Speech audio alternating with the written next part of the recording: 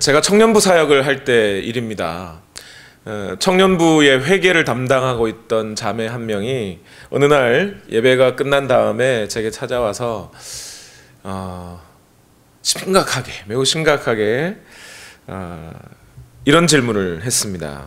전도사님, 오늘 목사님 설교 가운데 복음은 기쁜 소식이라고 했는데 하나도 기쁘지가 않습니다. 그러는 거예요. 큰일 난 건 아닙니까? 청년부 회계면 아주 중요한 역할을 해주는 청년인데 갑자기 복음이 기뻐지지 않는다니요. 왜 그런가 이야기를 쭉 들어봤더니 이 청년이 최근에 결혼할 남자친구를 부모님께 소개했는데 부모님이 반대하시는 겁니다. 극구 반대를 하시는 거죠. 그래서 부모님과의 관계도 매우 소원해지고 서먹해지고 힘들어졌어요. 그런데다가 최근에 새로 직장을 구했는데 그 직장 상사가 보통 괴롭히는 게 아닌가 봅니다. 그래서 집에 가도 마음이 힘들고 직장에서도 마음이 괴롭고, 그런데 교회까지 왔는데 청년들은 한 2,000여 명 되는 청년들 중에 회계 일을 업무를 맡아서 하다 보니 사실 주말만 일하는 게 아닌 게 되는 거예요. 그 정도 되면 매일 거의 찾아와서 교회에서 일을 봐야 되고, 그러다 보니까 어느 순간 일상생활에 지쳐 있다 보니까 신앙생활 하는데 마음도 지치고 말씀을 들어도 기쁘지 않고, 왜 복음이 기쁨인 것인지 기쁜 소식인 것인지 전혀 마음에 와닿지가 않는 거예요. 사실 이런 마음으로 이렇게 힘들게 일상생활에서 어떤 여러 가지 고단한 일상생활에 몸을 이끌고 교회를 찾는 그런 그리스도인들이 사실 생각보다 많습니다. 직장 문제나 학업의 문제나 또 육아나 여러 가지 진로의 문제들을 가지고 고민하고 힘들어하고 지쳐있는 상태에서 교회로 와서 주일날 예배 한번 드린다는 것 자체도 쉽지 않을 때가 많습니다. 차라리 복음이라 그러면 하늘에서 돈벼락이 떨어졌다 그러면 더 복음 같고, 몸이 두 개라서 여러 가지 일을 한꺼번에 할 수 있다 그러면 그게 더 복음 같지, 이게 무슨 말씀이 복음같이 들리지가 않게 되죠. 저는 이런 생각을 해봤습니다. 로마에 있는 로마 교회 성도들도 그랬을까? 로마서 마지막 장에 보면 이제 로마에 있는 성도들에게 문안하는 내용이 나와요. 거기에 로마 교회 성도들의 몇몇 이름이 등장합니다. 신학자들의 연구에 살펴보면 그 로마 교회 성도들의 직업군이 주로 상공업자, 그러니까 일종의 자영업자들이죠. 그리고 심지어 거기에는 노예들도 많았습니다. 그러니까 이 사람들이 예배를 드리기 위해서 만약 모인다고 하면 어떻게 모여야 돼요? 직장 상사의, 주로 군인이라고 하면 상관이 되겠죠.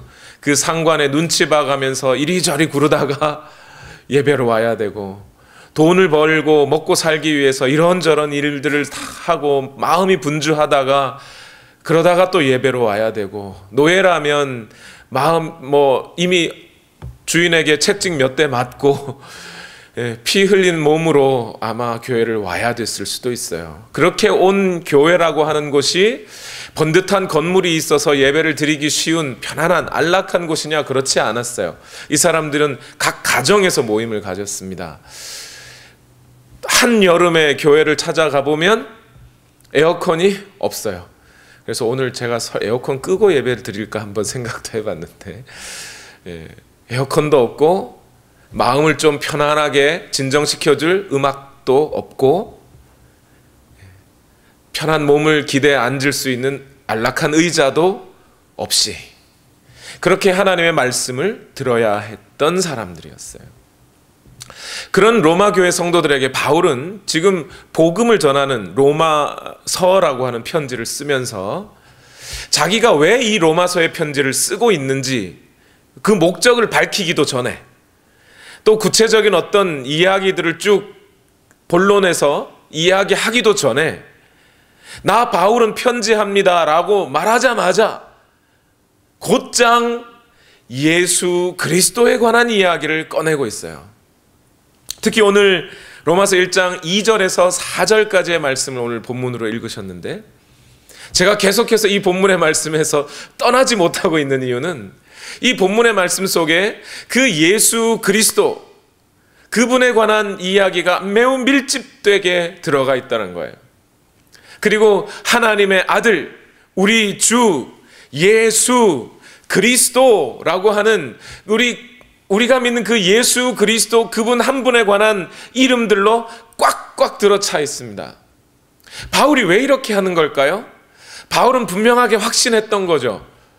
비록 그렇게 일상에 지쳐 있는 로마 교회의 성도들에게 그 어떤 소식보다, 그 어떤 말들보다 오직 예수 그리스도, 그분에 관한 이야기, 그래서 그 예수 그리스도에 관한 소식을 유앙겔리온, 기쁜 소식이다라고 이름을 붙여 그들에게 전해 주었을 때 분명 그들은 그 예수 그리스도의 이름만으로도 기뻐할 수 있었을 것이라고 믿었기 때문에 그 어떤 말들보다 예수 그리스도, 그 복음을 앞세워서 로마서에다가 설명을 하고 있는 거죠. 오늘 우리가 만약 이 복음을 기쁨이라고 받아들이지 못하고 있다면 그 속에는 뭔가 우리가 잃어버리고 있는 몇 가지 지식들이 있는 것이 아니겠는가 저는 생각합니다. 그런 점에서 오늘 로마서 1장 3절과 4절 이 말씀들을 중심으로 예수 그리스도가 과연 왜 어떤 의미로 우리에게 오신 것인지를 말씀을 나누려고 합니다. 이 말씀을 나눌 때 오늘 저와 여러분 안에 성령께서 그 말씀을 이해하고 받아들일 수 있도록 조명하여 주실 때 우리 안에 그 구원과 그 복음의 기쁨이 다시 회복될 수 있을 줄로 믿습니다. 아멘. 첫 번째로 오늘 우리가 분명히 이 복음의 내용 가운데 확실하게 주목하여 보아야 될 첫 번째 지식이 한 가지가 있는데, 그것은 뭐냐면 복음은 예수 그리스도의 가르침이 아니라 예수 그리스도 자신에 관한 것이라는 점이에요. 복음이 기쁜 소식인 이유는 이 복음의 말씀의 내용이 예수 그리스도께서 가르쳐 주신 어떤 교훈에 관한 것이 아니라 예수 그리스도 자신에 관한 것이었기 때문에 우리는 그 복음을 기쁨으로 받아들일 수 있다는 겁니다. 여러분, 저는 이렇게 말씀을 드렸으면 좋겠는데요. 여러분, 불교에서 석가모니를 빼고 불교가 성립할 수 있을까요? 성립할 수 있습니다. 왜요? 석가모니라는 분은 사람들에게 해탈 또는 열반의 경지에 이를 수 있는 가르침을 주신 분이에요. 그러니 그분의 가르침만 있어도 불교는 성립할 수 있습니다. 공자 없이 유교가 성립할 수 있을까요? 할 수 있습니다. 왜요? 공자는 어떤 분이에요? 인간의 인간됨, 인의, 예지가 무엇인지 알려주신 분이에요. 그러니 그분의 가르침만 있어도 유교는 성립합니다. 그러나 기독교는 예수 그리스도가 빠지면 아무것도 남지 않습니다.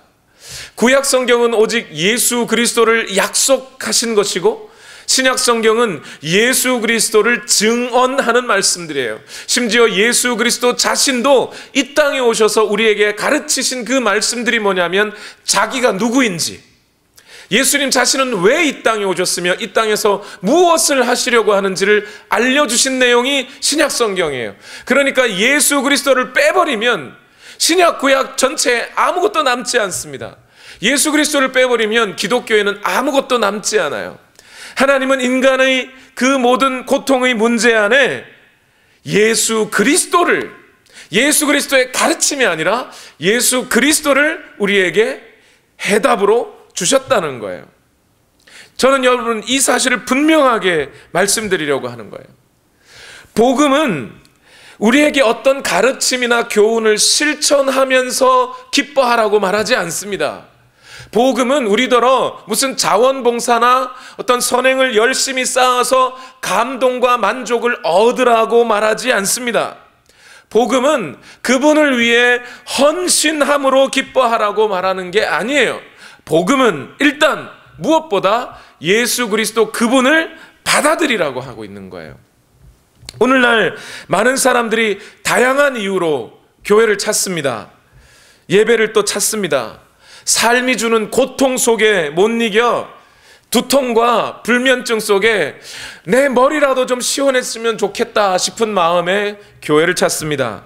어떤 분들은 경제적인 어려움 때문에 가족이 고통받고 있으니 그 고통의 문제가 어떻게 해결될 수 있을까 하며 교회를 찾습니다. 어떤 분들은 이 세상에 혈육이 다 죽고 나밖에 남지 않아서 외로운 마음에 교회를 찾습니다.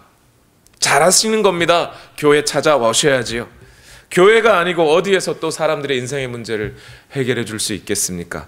그런데 교회를 그렇게 찾으신 분들이 반드시 알아야 할 매우 중요한 사실 한 가지는, 각자가 그렇게 인생의 여러 가지 고통과 증상을 가지고 그 고통의 문제를 안고 교회를 찾아왔지만, 하나님께서 그 문제를 안고 찾아온 분들에게 그 문제에 대한 해답으로 주신 것은 예수님의 가르침이 아니라 예수님 자신이라는 점이에요.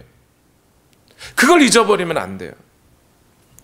교회에 와서 어떤 인격 좋은 사람을 만나서 그 사람과 친구하면서 내 외로움을 달래라는 게 아니에요. 교회에 와서 돈 많은 부자를 만나 경제적인 문제와 고통을 해결하라는 게 아닙니다. 교회에 와서 자원봉사하고 그러면서 머리 시원해지라고 하는 게 아니에요. 교회에 와서 예수 그리스도를 만나라는 겁니다.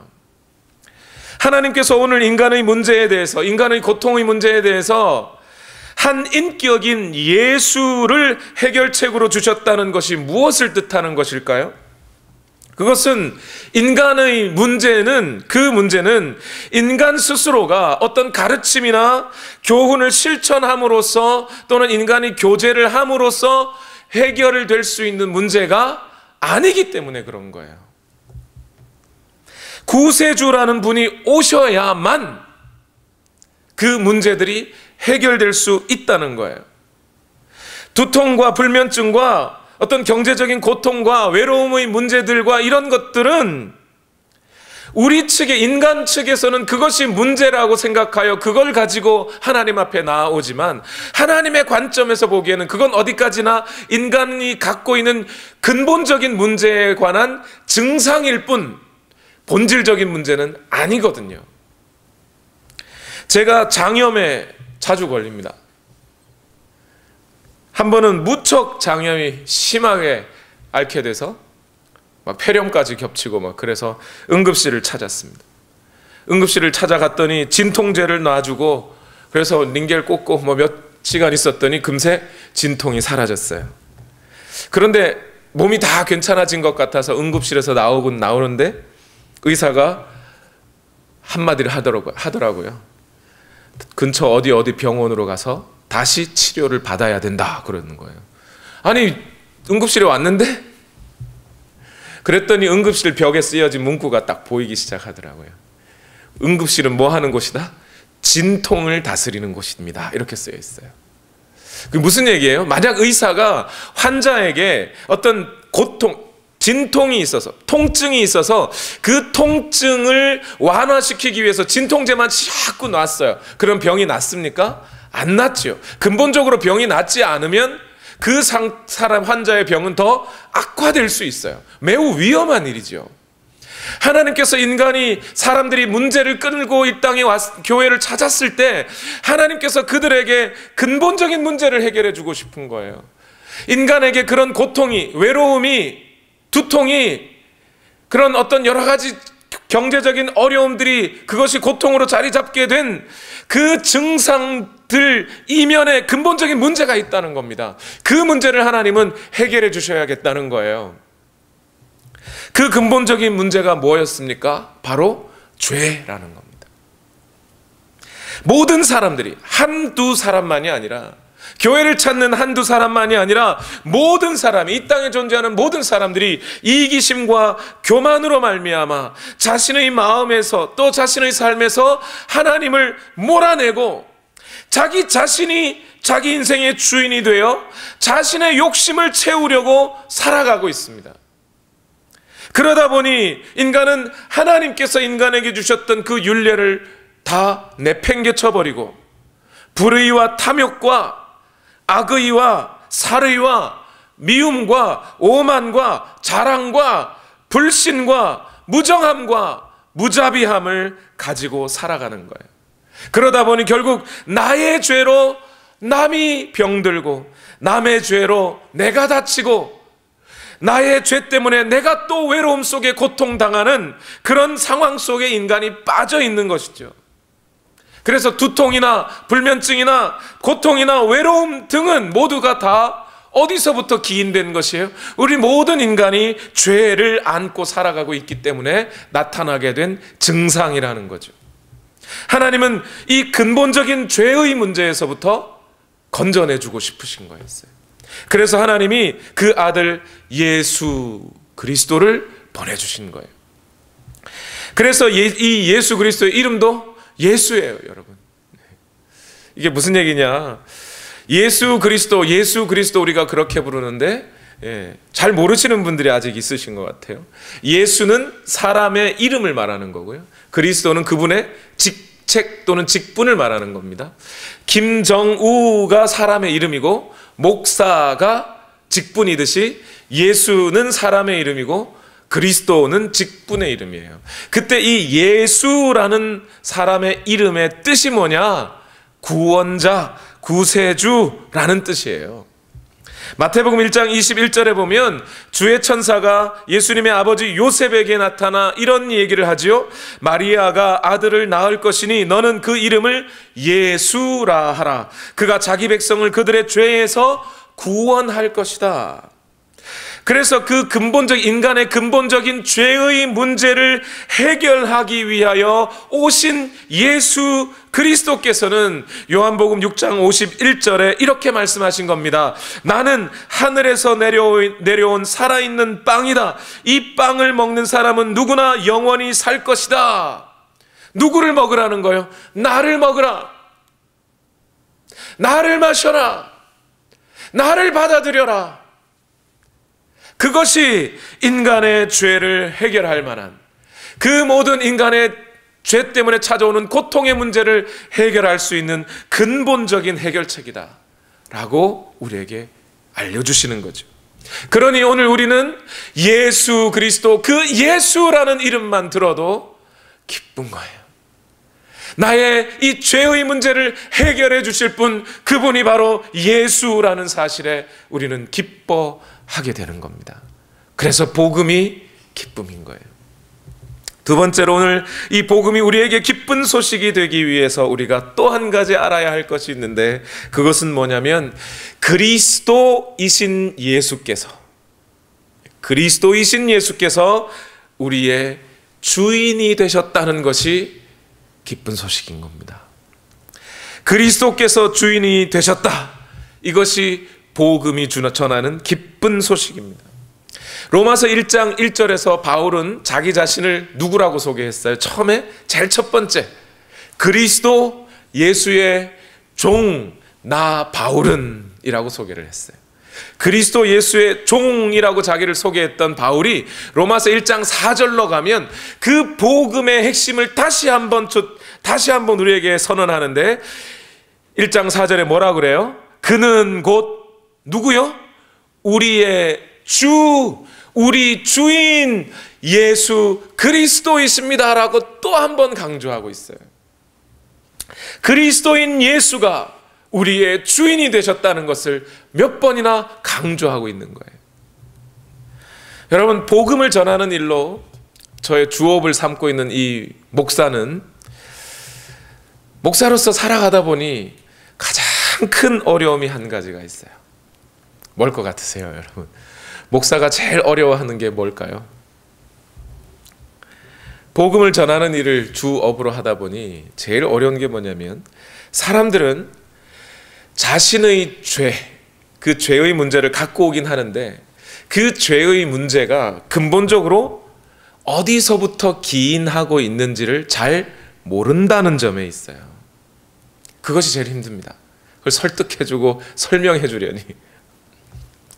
여러분, 이게 무슨 얘기인지 잘 들어봐 주십시오. 교회를 찾아오실 때, 또 예배를 찾아오실 때 죄의 문제, 자신에게 있는 죄의 문제를 진지하게 고민하는 분들이 참 많습니다. 어떤 분들은 이런 얘기를 하실 때가 있어요. 목사님, 내가 가족을 미워합니다.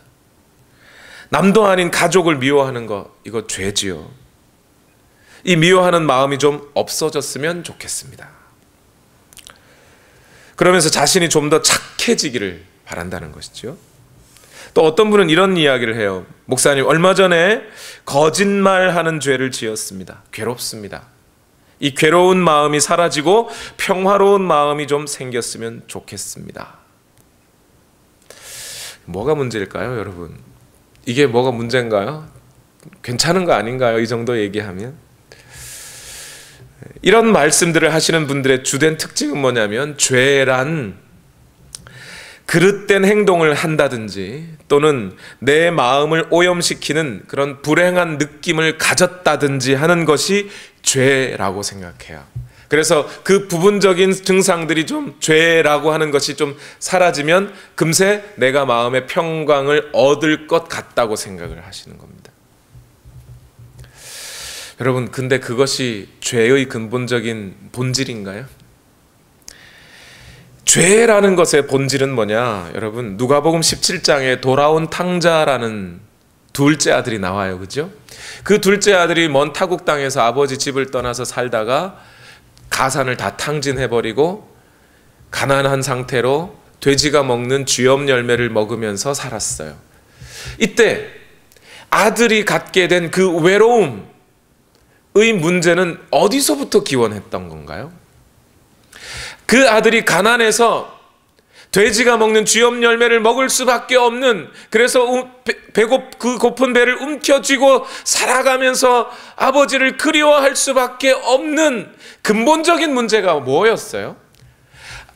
번듯하게 살아있는 아버지한테 아버지 어차피 죽으면 유산 내 거 아닙니까? 그 유산을 미리 땡겨 주십시오. 아니, 살아있는 아버지를 죽여버린 거 아닙니까? 그죠? 그리고 그 재산을 가지면 자기는 자기 마음대로 자기 인생의 주인이 되어 살아갈 수 있다고 믿었던 것, 거기서부터 문제가 아니었냐 이 말이에요. 그것이 근본적인 문제예요. 그것이 해결되어야 이 돼지의 쥐염 열매를 먹는 그 문제도 같이 해결되는 것이죠. 여러분, 인간이 죄를 짓게 된 가장 근본적인 원인은 뭐였어요? 내가 내 인생의 주인이 되어보자는 거였습니다. 그런데 사람은 죽을 때까지 그걸 깨닫지 못해요. 뭐를요? 자기는 자기 인생의 주인이 될 수 없다는 걸. 여러분, 제가 한 가지 질문 한번 드릴까요? 여러분이 가끔씩 난 왜 이렇게 키가 작지? 라고 생각하시죠? 그런 분들, 여러분들 마음대로 키를 1cm 한번 키워보십시오. 됩니까? 안 되죠? 키가 너무 큰 분이 있어요. 그런 분들은 나 너무 커서 걱정이야. 그래서 한 10cm 잘랐으면 좋겠어. 자르실 수 있으신가요?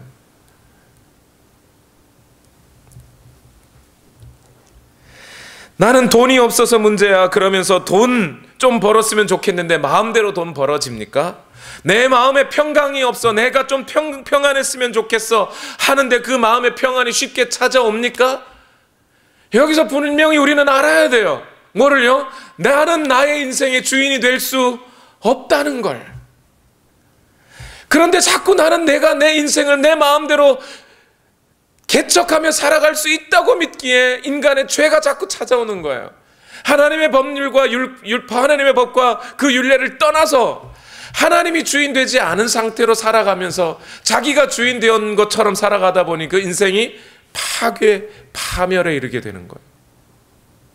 어떤 사람들은 돈을 주인으로 모시면서 살아가지요. 어떤 경우가 있어요, 여러분? 돈이 사람의 주인이 되면 그 순간 인생 망칩니다. 왜 그렇죠? 여러분, 예를 들어 볼까요? 부모님이 잘 살아계실 때는 형제간에 우애가 있더니 부모님이 딱 돌아가시고 유산 상속을 나눌 때쯤 어떻게 돼요? 그 사이좋던 형제들도 다 적이 되고 원수가 돼버리고 관계 다 깨져버리잖아요. 뭐가 주인이라는 거예요? 돈이 주인이라는 거예요. 그 마음에. 여러분, 사촌이 땅을 사면 어때야 돼요? 초등학생들한테 물어봤습니다. 사촌이 땅을 사면 그 다음에 어떻게 해요? 축하해 준다 그랬어요. 그 정도면 좋은데 사촌이 땅을 사면 배가 아파요. 왜 배가 아픈 거예요? 돈이, 땅이 그 마음의 주인이니까 배가 아픈 거예요. 그렇지 않나요? 그러니까 관계도 다 깨지는 거예요. 인생이 그냥 망하는 거예요. 돈이 주인이 되면. 명예가 주인이 될 때도 있어요. 목사도, 심지어 목사도 그렇게 살아갈 수 있습니다. 잘못하면. 어떻게든 좋은 설교, 멋있는 설교, 은혜로운 설교 한다는 그 소리 한번 들어보려고 어떤 수많은 이야기들을 다 여기저기 짜깁기 해가지고 설교 안에 딱 집어넣어가지고 이야기하려고 하면 그 목사도 지금 명예가 주인이 되어 있는 거예요. 그런데 여러분, 그 돈이나 명예나 권력 따위가 우리의 주인이 될 수 있습니까? 진정한 주인이 될 수 있습니까? 없어요. 우리가 인생의 마지막을 향할 때, 우리가 죽음을 향해 있을 때 돈은 우리를 절대 도와주지 않습니다. 그렇게 주인처럼 섬겼던 돈이 마지막에 죽음 앞에서는 우리를 배신할 거예요.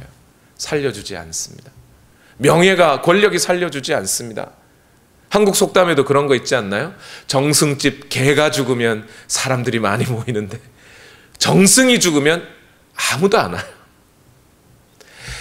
결국 그 돈과 명예와 권력은 우리의 주인이 될 수 없다는 거예요. 진정한 주인이 될 수 없다는 거예요. 이 세상에 하나님의 말씀을 듣지 않고 살아가는 사람들은 그 사실을 모른 채 그렇게 다 죽어가고 멸망해 가는 겁니다. 사실 우리 그리스도인도 나 자신뿐만 아니라 돈이나 명예나 그 어떤 것도 우리 인생의 진정한 주인이 될 수 없다는 이 사실을 사실 여러 가지 고통을 통해서 지나봐야 알아요. 6번의 간암 수술을 받고 병상에서 고통하며 누워있던 하용조 목사님이 이런 고백을 해요.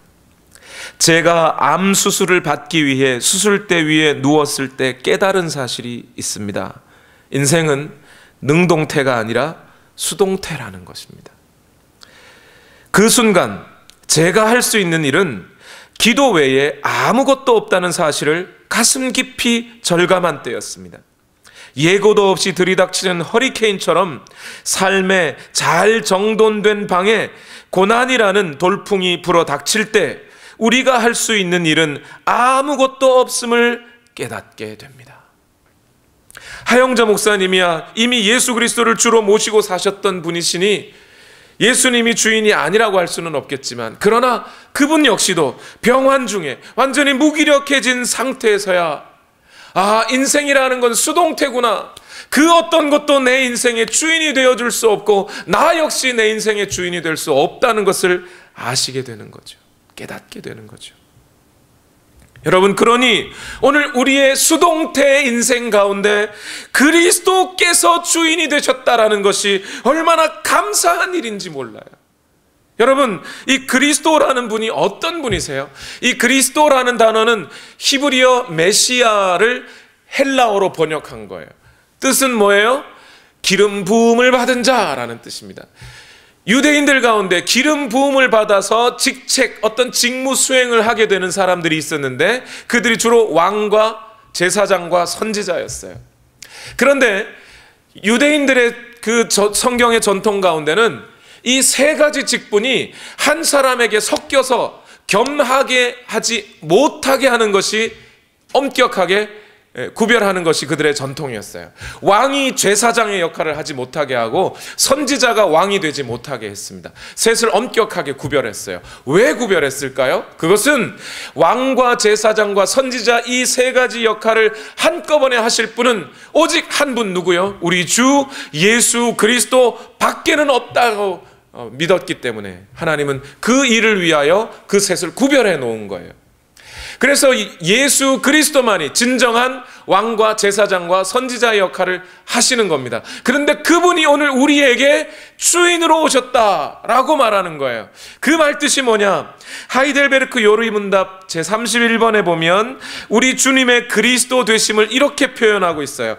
그분은 우리의 큰 선지자와 선생으로서 우리의 구원을 위한 하나님의 감추인 경영과 뜻을 온전히 계시하시고, 두 번째, 우리의 유일한 대제사장으로서 그의 몸을 단번에 제물로 드려 우리를 구속하셨고 성부 앞에서 우리를 위해 항상 간구하시며, 세 번째, 또한 우리의 영원한 왕으로서 그의 말씀과 성신으로 우리를 다스리시고 우리를 위해 획득하신 구원을 누리도록 우리를 보호하고 보존하십니다.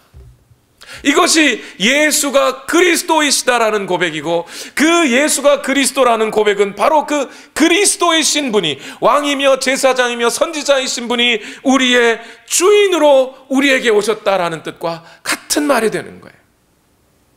여러분, 이 그리스도께서 주인이 되신 인생, 그것이야말로 복받은 인생이 아니냐 이 말입니다. 여러분, 그 어떤 것도 우리의 진정한 주인이 될 수 없는 인생에서 그리스도만이 주인이시라니요. 이 진정한 복받은 인생을 보여준 사람이 요셉이라는 사람입니다. 요셉이라는 사람이 인생의 그 고난을 통과하기 전에는 모든 것이 말 속에 보면 다 자기가 주어였어요. 내가 꿈을 꿨더니, 내가 이렇게 했더니, 내가 이렇게 했더니. 그랬던 그가 하나님의 은혜와 그 고난의 터널을 통과한 다음에 언어가 바뀌어버려요. 모든 것이 하나님이 주어가 됩니다. 하나님이 나로 지난날의 고생과 아픔을 다 잊게 하셨습니다. 하나님이 나를 이곳 이집트로 보내셨습니다. 하나님이 나로 바로의 아비가 되게 하셨습니다. 하나님이 악을 선으로 바꿔주셨습니다.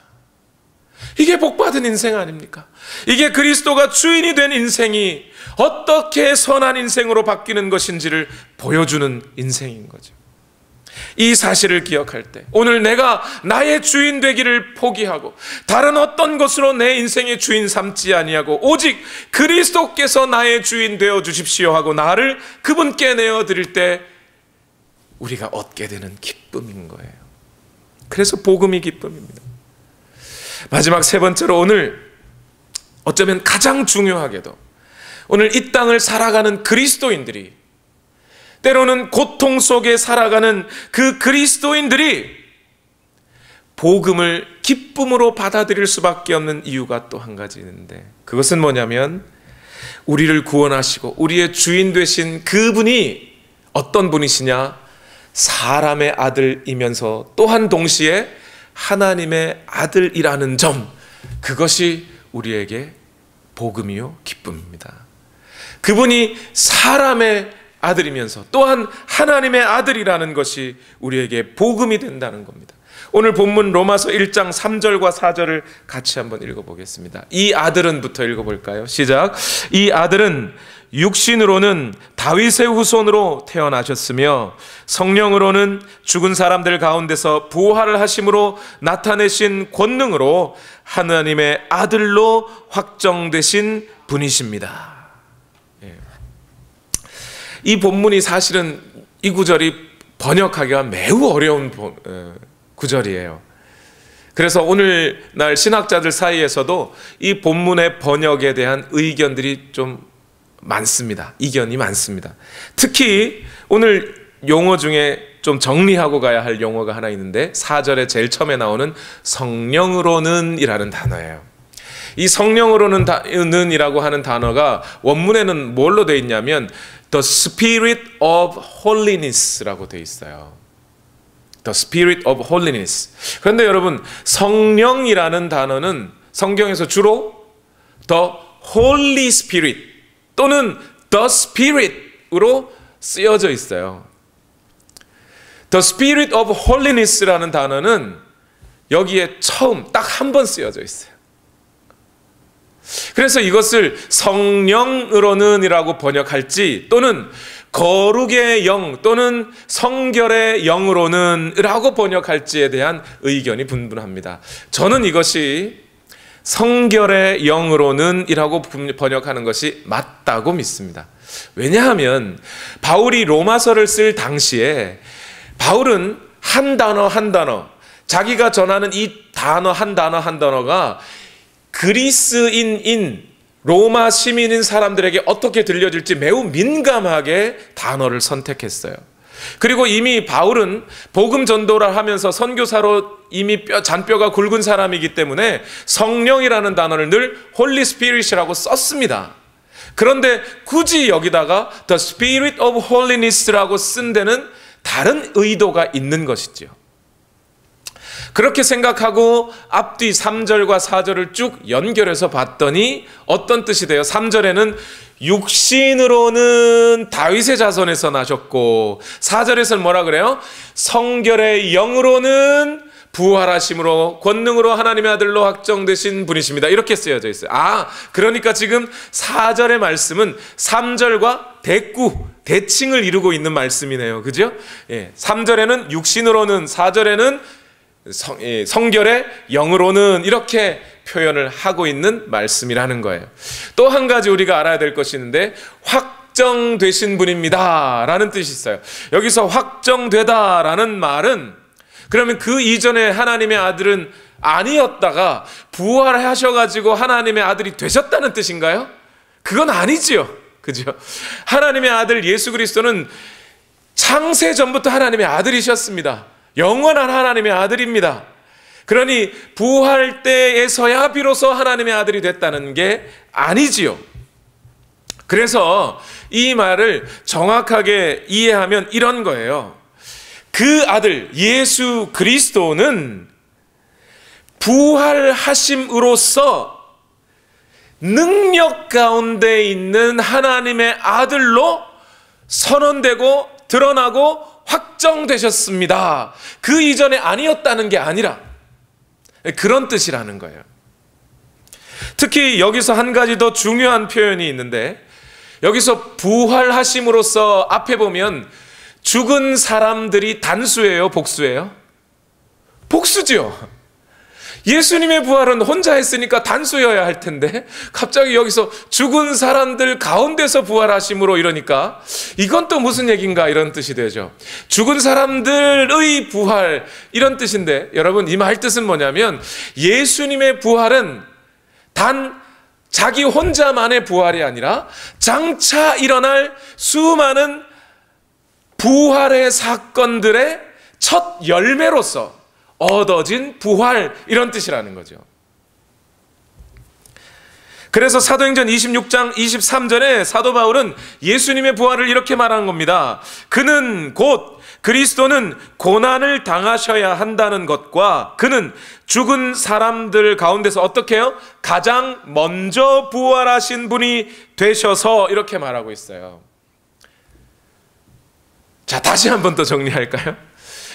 예수 그리스도라고 하는 그분이 부활하셨다는 이 사건은 단순히 자기 혼자만의 부활이 아니라 장차 일어날 여러 사람들의 부활의 첫 열매로서, 첫 번째 사건으로서의 부활이며, 그 부활로 말미암아 그분은 그 이전에는 연약한 가운데 있었으나 부활로 말미암아 능력의 하나님의 아들이라고 하는 것이 온 세상 만물 가운데 선언되었습니다 라는 뜻이라는 거예요, 이 본문의 말씀이. 그래서 오늘 우리가 예수님에 대해서 우리가 외아들 그러죠. 근데 이 외아들이라는 단어가 사실은 조금 적절하지가 않아요.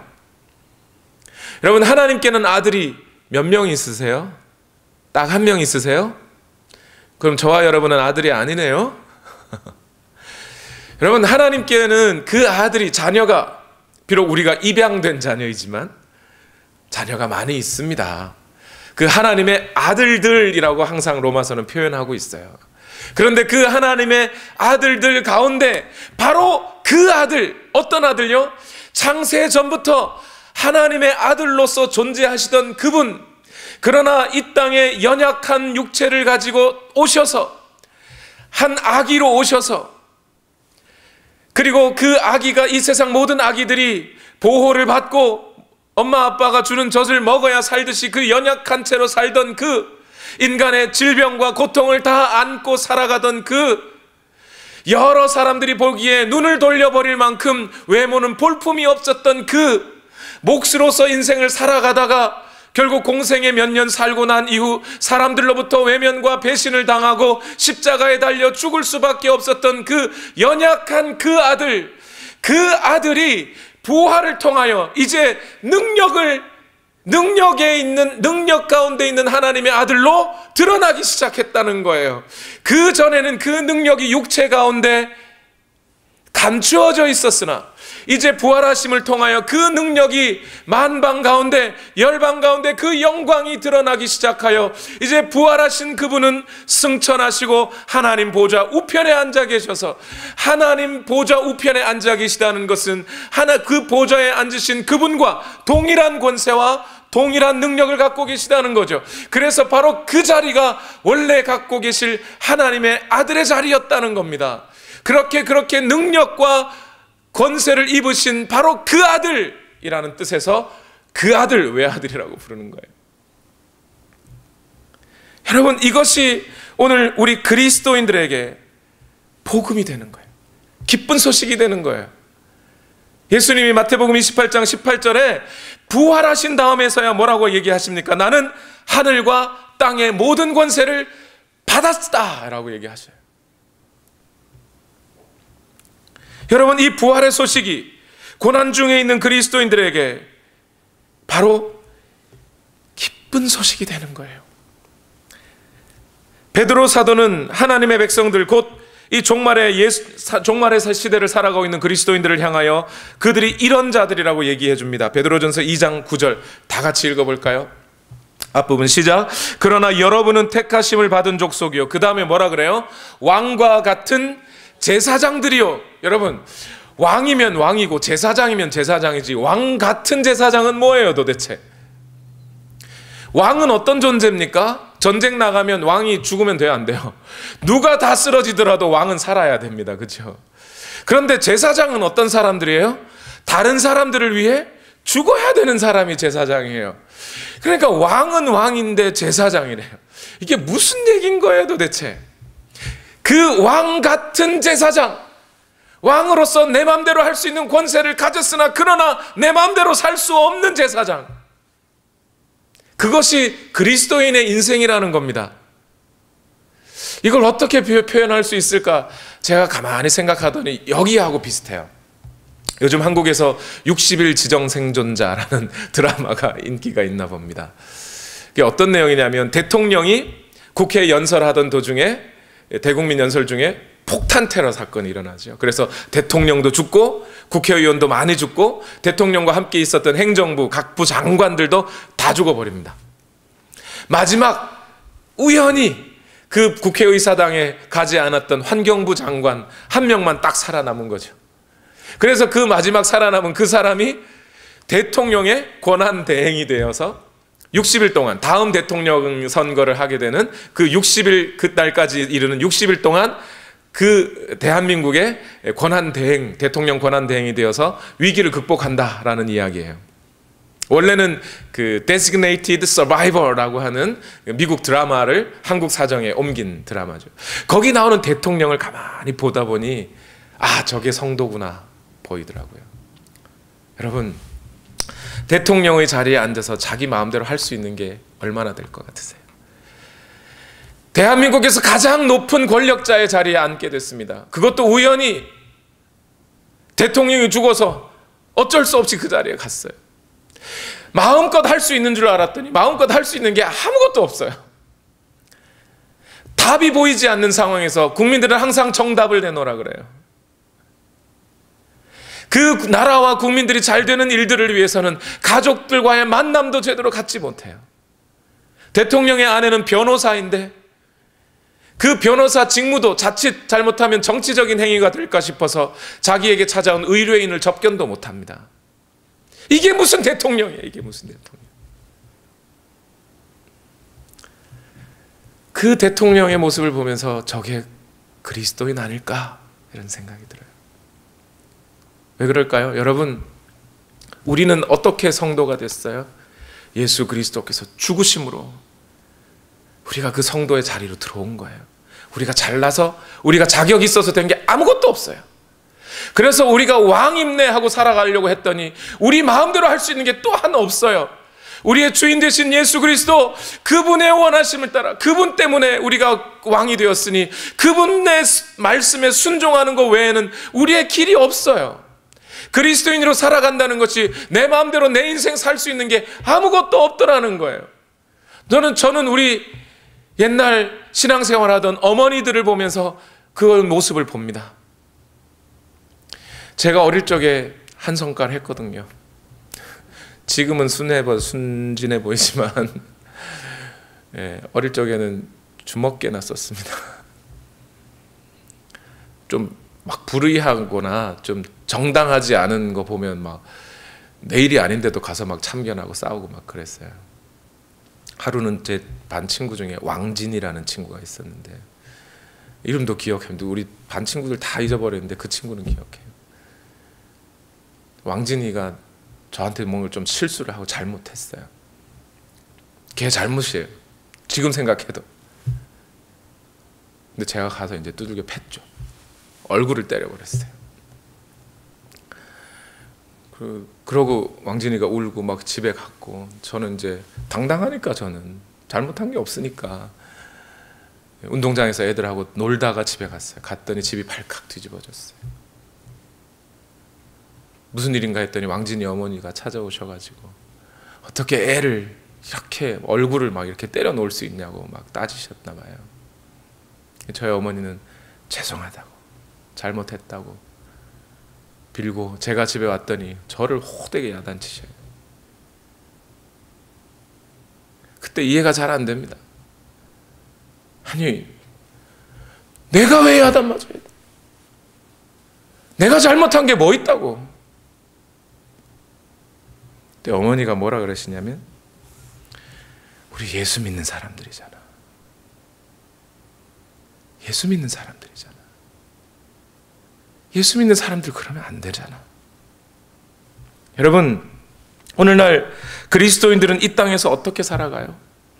부요해도 교만하지 않고, 가난해도 비굴해하지 않고, 억울한 일 당해도 복수하지 않고, 좋은 일이 있어도 다른 사람들이 고통스러워할까봐 자랑 내세우지 않고, 갑작스러운 사고와 질병을 다쳐도 믿음으로 의연하게 대처하며, 그렇게 예수 그리스도를 믿고 따르는 자로서 살아가더라 말이에요.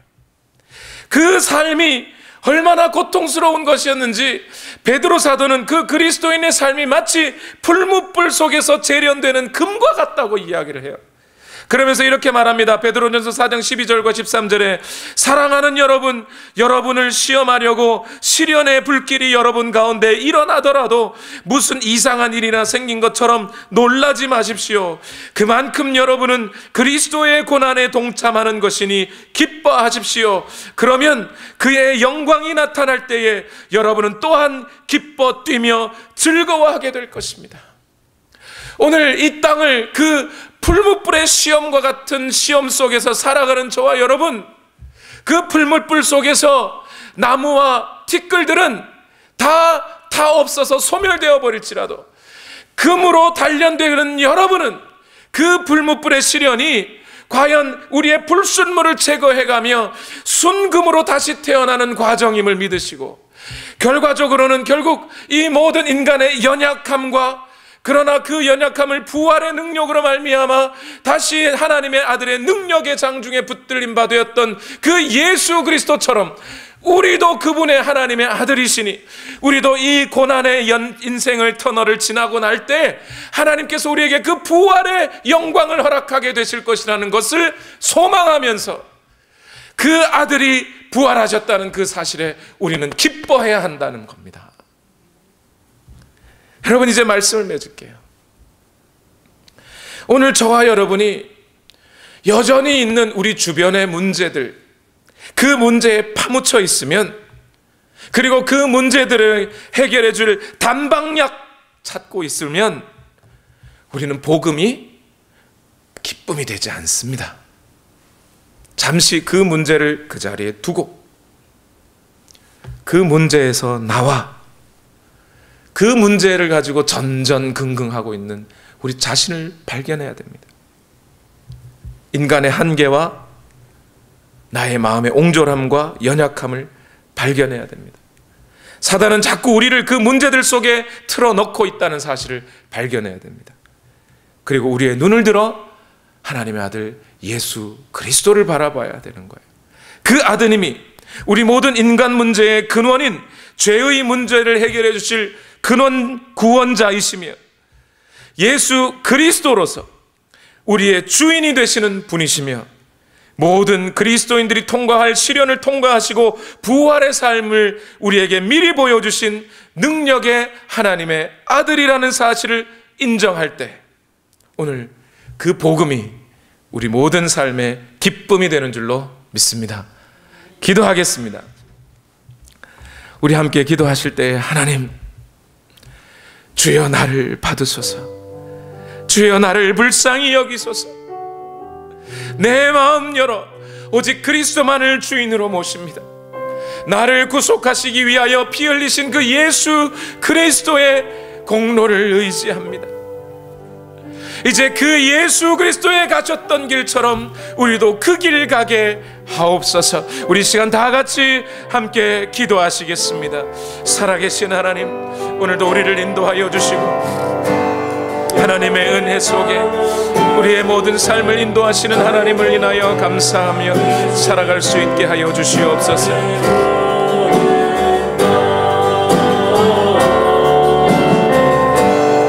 주여 역사하여 주시고 하나님의 말씀이 오늘 우리를 새롭게 하시기를 원합니다. 하나님 인도하여 주시옵소서.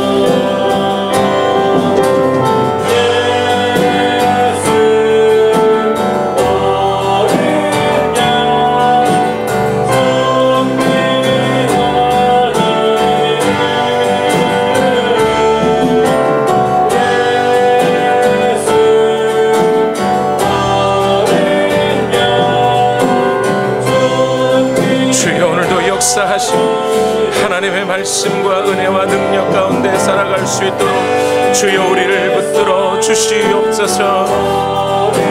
하나님의 말씀이 오늘 우리 삶에 이루어지기를 원합니다. 하나님 역사하여 주시옵소서. 예수 어린 양 존귀하니 약할 때 강함 되시네. 약할 때 강함 되시네. 나의 보배가 되신 주 나의 모든 것.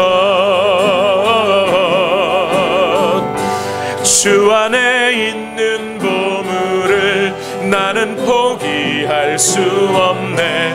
주 나의 모든 것. 십자가 죄 사하셨네. 십자가 죄 사하셨네. 주님의 이름 찬양해. 주 나의 모든 것. 쓰러진 나를 세우고 쓰러진 나를 세우고 나의 빈잔을 채우네. 주 나의 모든 것. 예수 어린 양 예수 어린 양 존귀한 이름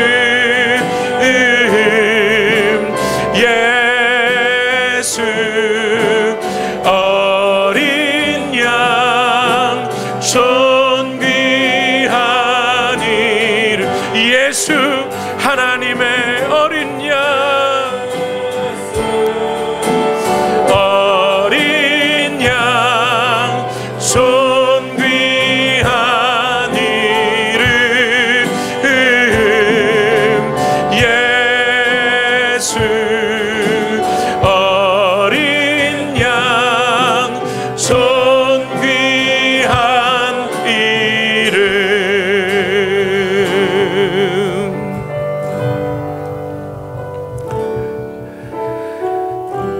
사람이 무엇이라고, 우리가 빠져있는 그 죄악의 물결 가운데 그 아들 보내셔서 우리를 건지시고 우리 삶의 주인 되시고 또 친히 부활하심으로 말미암아 그 우리 모든 인생의 고난과 연약함을 겪으신 그분이 또한 능력의 하나님의 아들로 인정되셨던 그 사건으로 오늘 우리 또한 그렇게 그 영광과 능력의 자리로 가게 될 것을 보여주신 주님, 우리에게 허락된 이 모든 구원의 삶이 우리의 공로로 어찌 얻어질 수 있으리요. 하나님께서 우리에게 허락하신 이 삶을 우리가 그 어떤 것보다 기쁨으로 누리며 감사하며 이 길을 가게 하여 주시옵소서. 하나님, 하나님의 자녀로서 이 땅을 살아가는 이 삶이 비록 풀무불의 연단을 거치는 것 같다 할지라도 오직 하나님의 은혜로 이 길 가게 하신 것에 감사하며 끝까지 그 길 가는 우리 모두 되게 하여 주시옵소서. 이 시간 또한 하나님 앞에 예물을 올려드립니다. 우리에게 이 구원의 기쁨, 복음의 기쁨을 허락하신 하나님께 예물을 올려드릴 때에 너희는 먼저 그의 나라와 그의 의를 구하라, 그리하면 이 모든 것을 너희에게 더할 것이다 약속하신 그 약속의 말씀대로 오늘 우리가 하나님의 나라와 하나님의 의와 그 통치가 오늘 우리와 우리의 삶 가운데 임하기를 간절히 소망하며 예물을 올려드릴 때에 이 모든 것이 너희에게 더할 것이라 하신 약속의 말씀 또한 이루어지게 하옵소서. 예수님의 이름으로 기도하옵나이다. 아멘.